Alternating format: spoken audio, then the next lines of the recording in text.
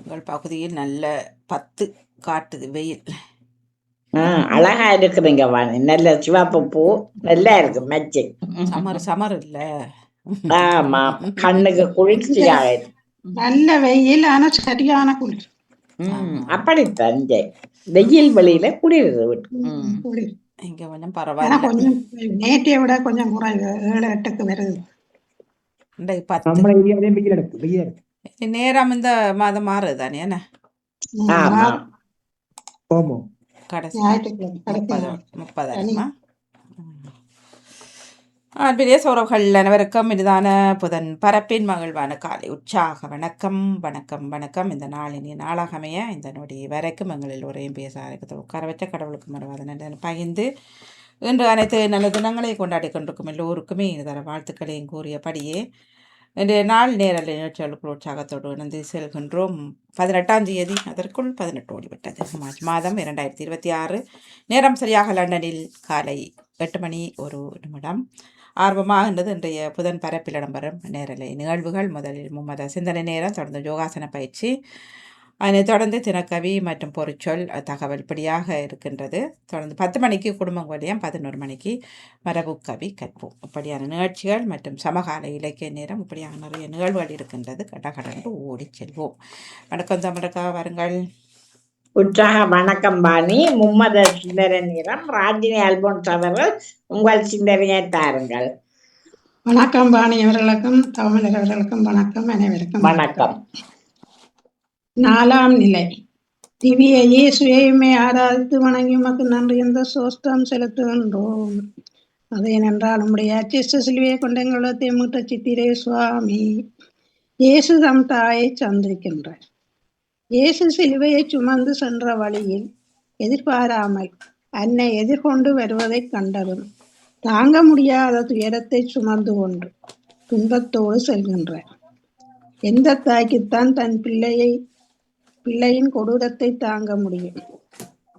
அனைவர் மீதும் இரக்கமாயிரும். எங்கள் பேரில் தயவாயிரும் சுவாமி, எங்கள் பேரில் தயவாயிரும்.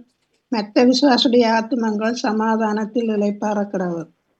எங்கே சுமந்து போரே சிலுவையை, நீரெங்கே சுமந்து போரே பொங்கும் பகைவராலே அங்கம் நாடு நாடுங்க, எங்கே போரே ஆமேரி கன்னி என்னை மகனின் கோலம் கண்டு பாதுயருடன் பாடி மனம் நொந்து வருங்க, எங்கே போரே. நன்றி, வணக்கம். நன்றி, வணக்கம். ராஜினி அல்போன்ஸ் அவர்களே, உங்கள் சிந்தனைக்கு வாழ்த்துக்கள். அடுத்து டேவிட் அந்தனி அவர்கள் உங்கள் சிந்தனையை தாருங்கள். ஒரு நிமிஷம் மன்னிப்போடு.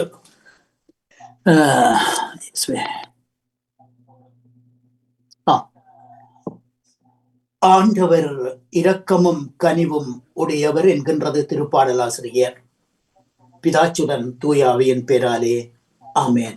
இறை புகழ்ச்சி உமக்கே. அன்பின் பரலோகதவனை நன்றியோடு சுதிக்கின்றோம். ஆண்டவரே, இந்த அதிகாலை வேளையிலே எங்களை தூயில் எழுப்பி நல்ல தூக்கத்தை தந்து உம்முடைய கிருபையினாலே நீ நிரப்பிக் கொண்டிருப்பதற்காக உமக்கு நன்றி செலுத்துகின்றோம். இந்த ஊழிய பாதையிலே வரக்கூடிய சாத்தானின் அந்தகார சக்திகள் எல்லாவற்றையும் உம்முடைய கல்வாரியின் தத்தத்தினாலே தடுத்து நிறுத்தி போட வேண்டுமாக ஜெபிக்கின்றோம். ஆண்டவரே, நன்றி செலுத்துகின்றோம், ஸ்துதிக்கின்றோம். ஆண்டவரே, நன்றி அப்பா, நன்றி இயேசுவே, நன்றி ஆண்டவரே, நன்றி. உங்கள் குடும்ப நல உற்சாகத்திற்காக மன்னிக்கவும் அன்பு பாமுகம் உறவுகளுக்கு எனது காலை வணக்கம். உங்கள் குடும்ப நல உற்சாகத்திற்காக இறைவனை பிரார்த்தித்து தவக்காலை சிந்தனை வழங்குபவர் பிரான்சில் இருந்து டேவிட். தொடரன் 2040 தவக்காலம் 4ஆம் வாரம் என்ற புதன் தினமுமாகும். சிந்தனைக்கு தவக்காலம் மீட்பின் காலம், ஒப்புரவின் காலம், பாவ மன்னிப்பின் காலம், மனமாற்றத்தின் காலம். பாவத்தை விட்டு விலகி பரிசுத்தமாய் வாழ பரலோக தந்தையை அழைக்கும் காலம். இந்த காலத்தை உணர்ந்து தெளிந்து ஏற்று இறைவன் வழியில் வாழுவோம். உன்னத தந்தையை காண்போம். கொள்ளை, கொலை, கொடுமை, திகில் அனைவரின் அடிவயிற்றையும் கலக்குகின்றது. எல்லோர் முகமும் வெளிரி போகின்றது என்கின்றார் இறைவாக்கினர் நாகும். இது ஆகவே தவக்காலத்தின் இறைவார்த்தையாக நீதிமொழிகள் ஆகமத்தில் இருந்து மன்னிக்கவும் இணைச்சட்ட நூலில் இருந்து மோசை மக்களை பார்த்து கூறியது, இதோ பார், வாழ்வையும் நன்மையையும் சாவையும் தீமையையும் என்று நான் உனக்கு முன்பாக வைத்துள்ளேன். அது இதுதான். இன்று நான் உனக்கு கட்டளையிடுகிறேன், உன் கடவுளாகிய ஆண்டவர் மீது அன்பு பாராட்டு, அவரை பின்பற்றி அவரது வழியில் நட, அவரது கட்டளைகளையும் நியமங்களையும் முறைமைகளையும் கடைப்பிடி. அப்போது நீ வாழ்வாய், பலுகுவாய், நீ உடமையாக கொள்ளப்போகும் நாட்டில் உன் கடவுளாகிய ஆண்டவர் உனக்கு ஆசி வழங்குவார் என்றார். இது ஆண்டவர் வழங்கும் அருள்வாக்கு. இறைவா உமக்கு நன்றி. தவக்காலத்தின் பாடலாக இயேசு கிறிஸ்து ஆண்டவர், என்றும் என்றும் இருப்பவர், இல்ல நீக்கி எம்மை என்றும் காப்பவர். இயேசு கிறிஸ்து ஆண்டவர், என்றும் என்றும் இருப்பவர், இன்னல் நீக்கி எம்மை என்றும் காப்பவர். பாவக்கரைகள் நிறைந்த எங்கள் உள்ளத்தை பரமன் இயேசு குருதி சிந்தி கழுவினார். அமைதியின்றி அலைந்த எங்கள் மனத்தினை ஆவி அனுப்பி அன்பு பொழிந்து மாற்றினார். இயேசு கிறிஸ்து ஆண்டவர், என்றும் என்றும் இருப்பவர், இன்னல் நீக்கி எம்மை என்றும் காப்பவர்.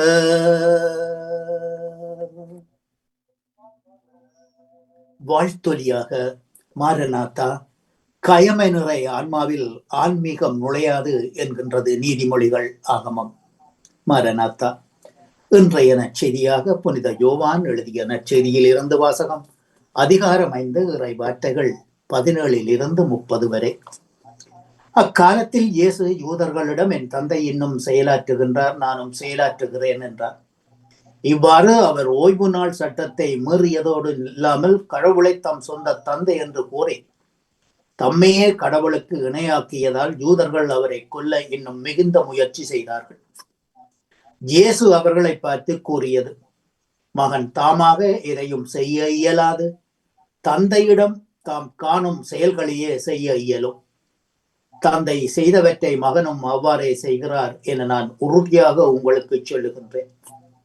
தந்தை மகன் மேல் அன்பு கொண்டு தாம் செய்யும் அனைத்தையும் அவருக்கு காட்டுகின்றார். இவற்றை விட பெரிய செயல்களையும் அவருக்கு காட்டுவார். நீங்களும் வியப்புறுவீர்கள்.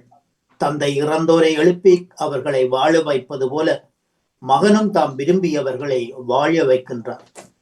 தந்தை யாருக்கும் தீர்ப்பு அளிப்பதில்லை, தமக்கு எல்லோரும் மதிப்பு கொடுப்பது போல மகனுக்கும் மதிப்பு கொடுக்க வேண்டும் என தீர்ப்பு அளிக்கும் அதிகாரம் முழுவதையும் அவர் மகனுக்கு அளித்துள்ளார். மகனை மதியாதவர் அவரை அனுப்பிய தந்தையையும் மதிப்பது இல்லை. என் வார்த்தையை கேட்டு என்னை அனுப்பினவையே நம்புவோர் நிலைவாழ்வை கொண்டுள்ளார். அவர்கள் தண்டனை தீர்ப்புக்கு உள்ளாக மாட்டார்கள். ஏற்கனவே சாவை கடந்து வாழ்வுக்கு வந்து விட்டார்கள் என உறுதியாக உங்களுக்கு சொல்லுகின்றேன். காலம் வருகின்றது, ஏன் வந்தே விட்டது, அப்போது இறைமகனின் குரலை இறந்தோர் கேட்பர், அதை கேட்போர் வாழ்வர் என உறுதியாக உங்களுக்கு சொல்லுகின்றேன். தந்தை தாம் வாழ்வின் ஊற்றாய் இருப்பது போல் மகனும் வாழ்வின் ஊற்றாய் இருக்குமாறு செய்துள்ளார். அவர் மானிட மகனாய் இருப்பதால் தீர்ப்பு வழங்கும் அதிகாரத்தையும் தந்தை அவருக்கு அளித்துள்ளார். இது பற்றி நீங்கள் வியப்புற வேண்டாம். காலம் வருகின்றது, அப்போது கல்லறைகளில் உள்ளோர் அனைவரும் அவரது குரலை கேட்டு வெளியே வருவர். நல்லென செய்தோர் வாழ்வு பெற உயிர்த்தெழுவர், தீயென செய்தோர் தண்டனை தீர்வு பெற உயிர்த்தெழுவர். நானாக எதுவும் செய்ய இயலாது. தந்தை சொற்படியே நான் தீர்ப்பிடுகின்றேன். நான் அளிக்கும் தீர்ப்பு நீதியானது, ஏனெனில் என் விருப்பத்தை நாடாமல் என்னை அனுப்பியவரின் விருப்பத்தையே நாடுகின்றேன் என்றார்.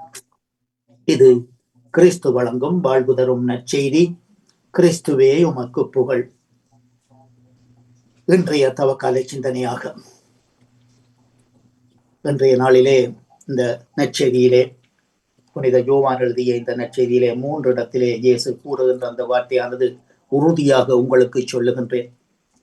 அதாவது பிரெஞ்சில் கூறுவார்கள், வெரித்தே ஒன் வெரித்தே சுபுலுதீர் என்று சொல்லி. உண்மையாகவே உண்மையாகவே நான் உங்களுக்கு சொல்லுகின்றேன் என்பதன் பொருளாகும். ஆகவே இன்றைய நாளிலே இறைவன் சொல்லும் இந்த வார்த்தை எல்லாவற்றையும் தந்தையை மகிமைப்படுத்தும் வார்த்தைகளாகவே இருக்கின்றது. இன்றைய முதல் வாசகத்திலே நான் வாசித்த அந்த வார்த்தையானது கடவுள் அந்த கட்டளையிட்ட அனைத்தையும் கடைபிடிக்குமாறு மோசே மூலமாக இஸ்ராயேல் மக்களுக்கு கொடுக்கின்றார். அதே போன்று இன்றைய நாளிலே நமது ஆண்டவராகிய இயேசு இந்த நற்செய்தி வழியாக நமக்கு தரும் இந்த வார்த்தைகளானது எது எது எந்தெந்த காலத்தில் எப்படி நடைபெறப் போகின்றது என்பதை இங்கே நமக்கு விரிவாக தந்திருக்கின்றார், எடுத்துரைக்கின்றார். இறைத்தந்தையும் மகனும் இணைந்திருந்தே பணியாற்றுகின்றன என்பதை எடுத்துரைக்கும் இன்னொரு பாடம் இன்றைய நற்செய்தியில் கொடுக்கப்படுகின்றது. தந்தை செய்கின்ற செயல்களையே மகனும் செய்கிறார். இச்செயல்கள் மூலம் மனிதர் நிறைவாழ்வு பெறுகின்றனர். தந்தை இறந்தோரை எழுப்பி வாழ வைக்கின்றார். மகனும் அவ்வாறே ஆன்மீக மன அளவில் இறந்து போனவர்களை உயிர்ப்பித்து வாழ்வு கொடுத்து இறந்தோரிடமிருந்து உயிர்த்தெழ அவர்களை இப்போதே தயாரிக்கின்றார். அவர்கள் நிலைவாழ்வை கொண்டிருக்கின்றனர். இறப்பு என்பது அவர்களுக்கு இல்லை, அது உயிர்த்தெழுதல் வாழ்வுக்கு அவர்கள் பெறும் கடப்பு மட்டுமே. ஆனால் ஒன்றை அவர்கள் கருத்தாய் செய்ய வேண்டும். இயேசுவின் வார்த்தைக்கு அவர்கள் செவிசாய்க்க வேண்டும். அவரின் வாழ்வு அவர் பேசும் வார்த்தைகள் மூலம் கேட்பவரில் இறங்குகிறது. சாதாரணமாக நாம் தன்னலத்தால் தூண்டப்பட்டு நமது மனது எது சொல்லுகின்றதோ அதன்படிதான் வாழ்கின்றோம். நமது சுகபோக வாழ்வுக்கு சுலபமாய் அமைகிறது என்பதை தெரிந்தெடுக்கின்றோம். இதனால் இறுதியில் வாழ்வை இழந்து விடுகின்றோம். இயேசு எவ்வாறு தந்தையின் குரலை கேட்டு அதன்படி தம் வாழ்வை அமைத்தாரோ அதே போன்று இயேசுவின் குரலை நாமும் கேட்டு வாழ இன்றைய நாளிலே அழைக்கப்படுகின்றோம். இந்த தவக்காலம் தொடர்ந்து நமக்கு துணை புரியட்டும். தொடர்ந்து அவர் வார்த்தைகளுக்கு செவிசாய்ப்பதால் நாம் அவரோடு எப்போதும் இணைந்திருக்கின்றோம் என்ற உணர்வு உள்ளுர பிறக்கும். இதுவே வானக வாழ்வின் தொடக்கமாகும். இவ்வாறு வாழ்ந்தால் கல்லறையில் இருக்கும் போதோ அவரது குரலை கேட்கும் பாக்கியம் நாம் பெறுவோம்.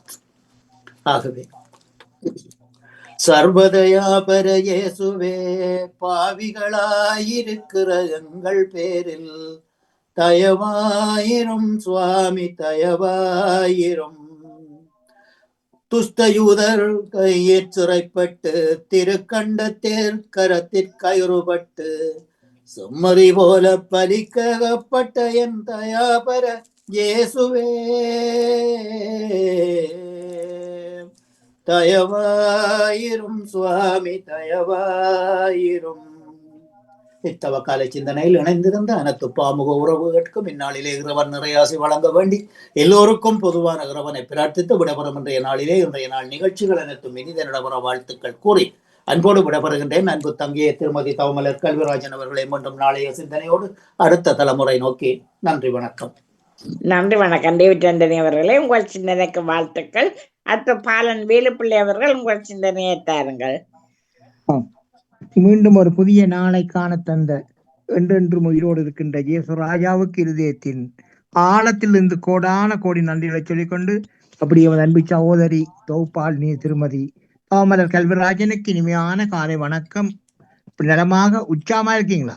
இனிமையான காலை வணக்கம் பாலன். நான் உற்சாகமா இருக்கிறேன். மிக்க நன்றி. நீங்களும் அப்படித்தானே? நானும் அதை உற்சாகம் இருக்கும் சௌரி. மிக்க நன்றி சௌரி.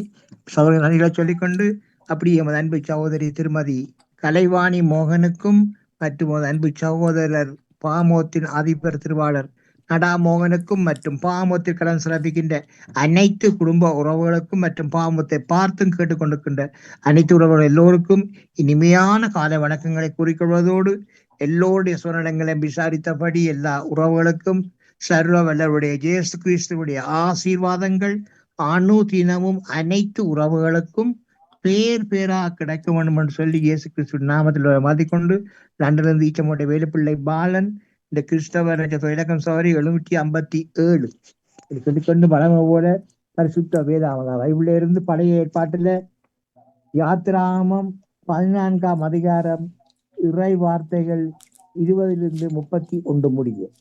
கர்த்தருடைய பரிசுத்தம் உள்ள நாமத்துக்கு சோத்திரம்.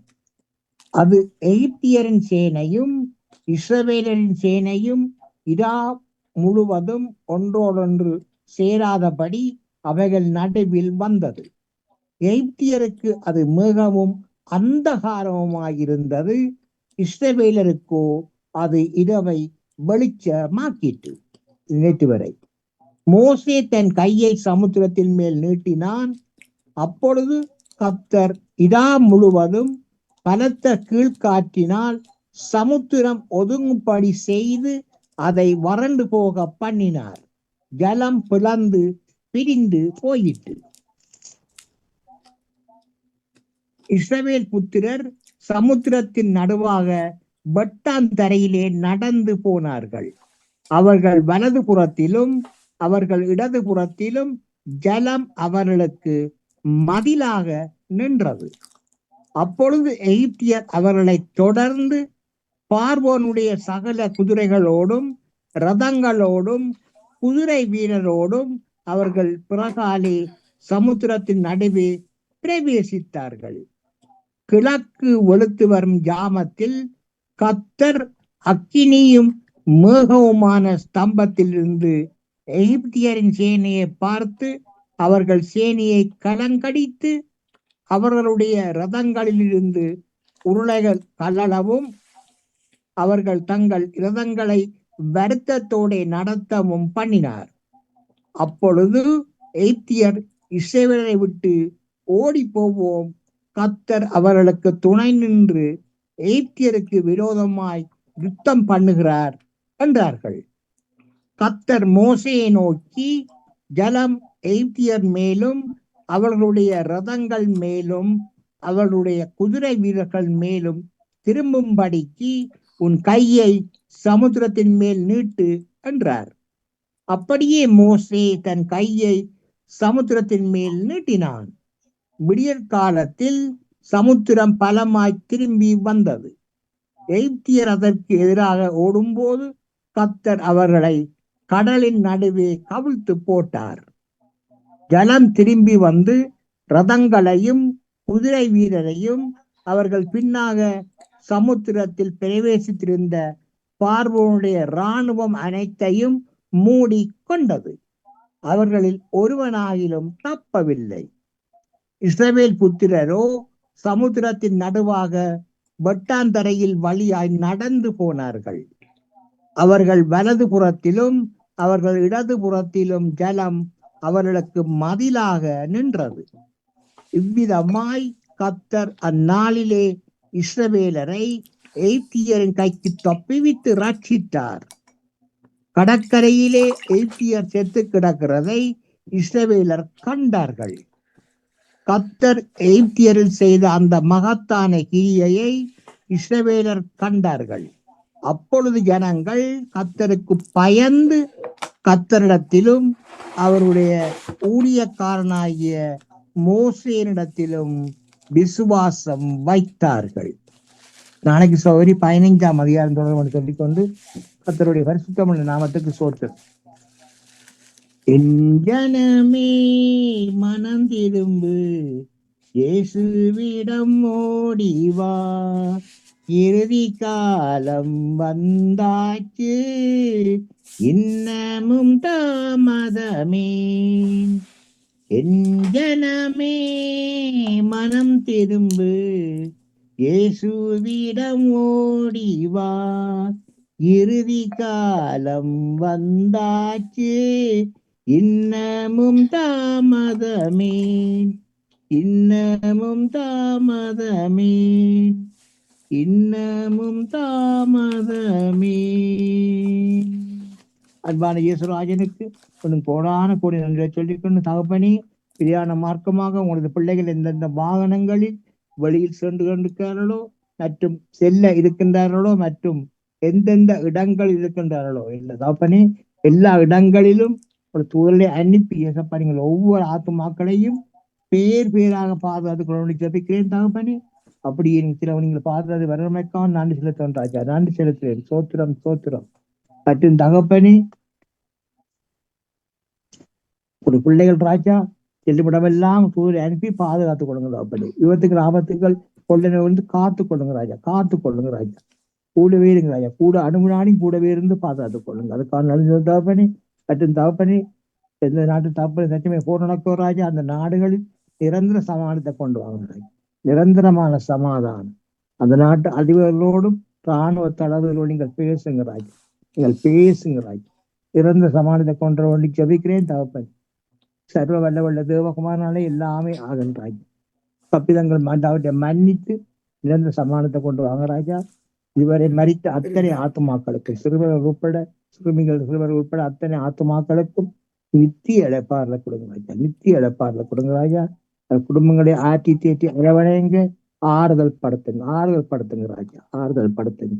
இதற்கான அனுசோதப்பனை மற்றும் பாமோத்தின் அதிபர் குடும்பம் கைட்டு செய்யும் சகலவற்றையும் அனுதினம் அவர்களை ஆசீர்வதித்து அவர்களை பலப்படுத்தி அவர்கள் செல்லும் இடமெல்லாம் கூடவே இருந்து அவர்களை அணுவினாலையும் பாதுகாப்பாக எடுத்தவன் சொல்லி ஏசப்பாவிடம் பிரார்த்தனை எடுத்துக்கொண்டு சவரி விட வர்றேன். நன்றி, வணக்கம். நன்றி வணக்கம். பாலன் வேலுப்பிள்ளை அவர்களே, உங்கள் சிந்தனைக்கு வாழ்த்துக்கள். அடுத்து ஜேம்ஸ் அல்சன் அவர்கள் உங்கள் சிந்தனையை தாருங்கள். மன்னிப்புடன் அண்ணா பாலமுரளி அவர்கள் உங்கள் சிந்தனையை தாருங்கள். மீண்டும் ஒரு புதிய காலை பொழுதில் இணையச் செய்த இறைவனுக்கு நன்றியை கூறிக்கொண்டு பாமுகம் தொலைக்காட்சியில் இணைந்திருக்கும் அத்தனை உறவுகளுக்கும் எனது காலை வணக்கத்தையும் வாழ்த்துக்களையும் கூறிக்கொண்டு இன்று தபசு காலத்தில் நாங்கள் பயணித்துக் கொண்டிருக்கின்றோம்.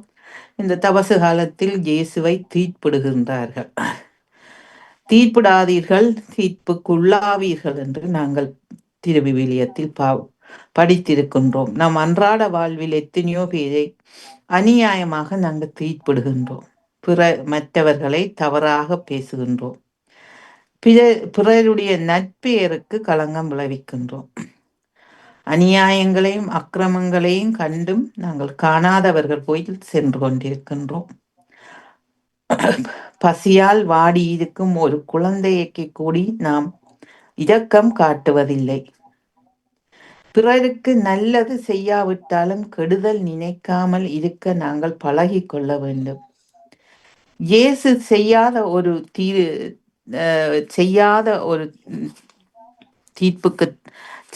ஒரு செயலுக்குத்தான் இயேசுவுக்கு தீர்ப்பிடுகிறார்கள். நாமும் பல தடவை நம்முடைய வாழ்க்கையில் நாங்கள் நீதிமான்களாகி மற்றவர்களுக்கு தீர்ப்பிடுகின்றோம். மற்றவர்களை இழிவாக பேசுகின்றோம். மற்றவர்களை மனம் நொந்து வருந்தும்படி நாங்கள் செய்கின்றோம். பக்கத்தில் இருக்கும் சகோதரர்களை கூட நாங்கள் மன்னிக்க தடுமாறுகின்றோம். மன்னிக்க முடியாமல் இருக்கின்றது எங்களுடைய மனம். நாம் மற்றவர்கள் மேல் பழியை சுமத்தி விட்டு இலகுவாக சென்று கொண்டிருக்கின்றோம். இதையெல்லாம் நாம் இயேசுவுக்கு பிளாத்து தீர்வை இடும் போது நாம் எவ்வளவு கலங்கி நிற்கின்றோமோ அதே போல் மற்றவர்களுக்கு நாம் தீர்ப்பிடும் போது நாம் கலங்க வேண்டும். மற்றவர்களுக்கு நாங்கள் தீர்ப்பிடாமல் மற்றவர்களை தீர்ப்புக்கு உள்ளாக்காமல் வாழ நாங்கள் பழக வேண்டும் என்று சொல்லி இந்த நாளை தந்த இறைவனுக்கு நன்றியை கூறிக்கொண்டு இயேசுக்கே புகழ், இயேசுக்கே நன்றி, மரியே வாழ்க. நன்றி, வணக்கம். நன்றி வணக்கம் அண்ணா பாலமுரளி அவர்களே, உங்கள் சிந்தனைக்கு வாழ்த்துக்கள். அடுத்து நேவிஸ் பிலிப்ஸ் அவர்கள் உங்கள் சிந்தனையை தாருங்கள். இனிய காலை வணக்கம் தாமலர் கல்விராஜன் அவர்களே. வணக்கம். வணக்கம் பாமுக உறவுகளுக்கும் திருமதி நடா வாணிமுகன் அவர்களுக்கும் நச்சிந்தனை வழங்கியவர்களுக்கும் கேட்டுக்கொண்டிருப்பவர்களுக்கும் அன்பான காலை வணக்கத்தை கூறிக்கொண்டு அமைதியான இந்த நாளை எங்களுக்கு தந்த இறைவனை வாழ்த்தி போற்றி வணங்கிக் கொண்டு இன்றைய நற்செய்தியின் சிந்தனையாக, தடிக்கு விழும் யாவரையும் ஆண்டவர் தாங்குகின்றார், தாழ்த்தப்பட்ட யாவரையும் தூக்கி விடுகின்றார். இன்றைய நற்செய்தியில் இயேசு தன்னை இறை தந்தையோடு இணைத்து பேசுகின்றார். கடவுள் எப்படி இருக்கின்றார் என்பதை இயேசுவிடம் இருந்து அறிந்து கொள்ளலாம். ஏனென்றால் இயேசுவின் வார்த்தைகள் கடவுளின் வார்த்தைகள், இயேசுவின் உணர்வுகள் கடவுளின் உணர்வுகள், இயேசுவின் செயல்பாடுகள் கடவுளின் செயல்பாடுகள். கடவுள் பாவத்திற்கு எதிராக எப்படி எழுகின்றார் என்பதை இயேசுவின் வாழ்வில் இருந்து நாம் அறிந்து கொள்ளலாம். மனிதர்களை கடவுள் எப்படி பார்க்கின்றார் என்பதையும் இயேசுவின் வார்த்தைகள் மூலமாக நாம் அறிந்து கொள்ளலாம். ஆனால் குறுக்கு புத்தியுடைய யூதர்கள் சட்டம் என்கின்ற குறுகிய பார்வையோடு வாழ்வை அணுகுகின்றார்கள். இது உண்மைக்கான திறவுகோல் அல்ல. சட்டத்தோடு மனித நேயத்தையும் இணைத்து ஒட்டுமொத்தமாக ஒரு நிகழ்வை பார்ப்பதுதான் உண்மையை அடைவதற்கான வழி. அதுதான் உண்மையான ஆளுமை என்பதை இயேசு நமக்கு கற்றுத் தருகின்றார். ஒட்டுமொத்த பார்வை முழுமையான ஆளுமை. உண்மையான ஆளுமை என்பது எதையும் முழுமையாக பார்க்கக்கூடியது. அதுவே உண்மையை அறிவதற்கான சரியான வழியாகும். நம்முடைய பார்வை திறந்த பார்வையாகவும் அகன்ற பார்வையாகவும் ஒட்டுமொத்த கோர்வையின் வடிவமாகவும் இருக்க வேண்டும். அப்படிப்பட்ட ஆளுமையை வளர்த்து கொள்ள நாம் இறையுறவில் நிலைத்திருக்க வேண்டும். சிலுவையில் இயேசுவை அறைய தொடுக்கப்பட்ட குற்றச்சாட்டுகளுள் ஒன்று இயேசு தன்னை தந்தை இறைவனோடு இணையாக்கினார் என்பது. இயேசுவின் பணி நம்மை தந்தை இறைவனின் அன்பு குழந்தைகளாக்குவது. இவ்வுன்னத பணியில் தன் இறைத்தன்மையை தன் உறவையும் உறுதிப்படுத்துகின்றார் இயேசு. தாம் தந்தை இறைவனின் அன்பு மகன் என்னும் உணர்வை வெளிப்படுத்தி தன்னை முழுவதையும் கையளிக்க முன்வருகின்றார். இயேசுவை மீட்பராக ஏற்றுக்கொள்ளும் வேளையில் ஒரு மனிதன் பொதுப்படைப்பாகும் பணி தொடங்குகின்றது. நம் மீட்பின் நுழைவாயில் இயேசு என்பதை ஏற்று அவர் வழியாக தந்தை இறைவனை அடைவது என்பதை வாழ்வின் இலக்காக கொள்வோம். தந்தையின் விருப்பப்படி வாழ்ந்து பணி செய்த இயேசுவே, உம்மை போலவே நாங்களும் எப்போதும் இறை தந்தையின் அன்பு பிள்ளைகளாக வாழவும் அவரது விருப்பத்தையே எப்போதும் நிறைவேற்றவும் தேவையான அருளை எமக்கு தாரும் என்று வேண்டிக்கொண்டு உங்களுக்கும் இந்த அதிகாலை வேளையிலே இந்த இறை வேண்டல் இறை சிந்தனையில் இணைந்திருக்கின்ற எல்லோருக்கும் இந்த நாள் இனிய நாளாக மலர்ந்து எல்லோரும் எல்லா நலன்களும் பெற்று அமைதியாகவும் மகிழ்வாகவும் வாழ எல்லாம் எல்லா இறைவனை வேண்டி விடைபெறுகிறேன். நன்றி, வணக்கம். தாமலர் கல்விராஜன் அவர்களே. நன்றி, வணக்கம். நிவிஷ் பிலிப்ஸ் அவர்களே, உங்கள் சிந்தனைக்கு வாழ்த்துக்கள். இன்று கிறிஸ்தவ சிந்தனை தந்த டேவிட் ஆண்டனி அவர்கள், பாலன் வேலுப்பிள்ளை அவர்கள், ராஜினி அல்போன்ஸ் அவர்கள், நிவிஷ் பிலிப்ஸ் அவர்கள், அண்ணா பாலமுரளி அவர்கள் அனைவருக்கும் வாழ்த்து கூறியபடி கங்கா சாமியின் வரியில் நான் ஒரு பாடலை தருகிறேன். மகத்துவமானவரே, மகிமை மிக்கவரே, இகத்தினில் நம்மை இறங்கி பாருமையா. மகத்துவமானவரே, மகிமை மிக்கவரே, இகத்தினில் நம்மை இறங்கி பாருமையா. பாசம் பொருளின்பம் தவித்த தேவனே, பாசம் மட்டும் காட்டும் தீர்க்கரே, பாவிகளை ரட்சிக்க வந்த மேற்பரே, கண்ணீருடன் ஜெபம் செய்கின்றோம். கர்த்தரே எம்மை காப்பாற்றுங்கள், கர்த்தரே எம்மை காப்பாற்றுங்கள். நன்றி, வணக்கம். வாணி, தொடருங்கள். நன்றி, வணக்கம். நன்றி. நிறைவு குறைந்தது சிந்தனை நேரம் தமிழக இணைந்திருந்தார் கங்கா சாலி அக்காவுக்கும் நன்றி, வணக்கம்.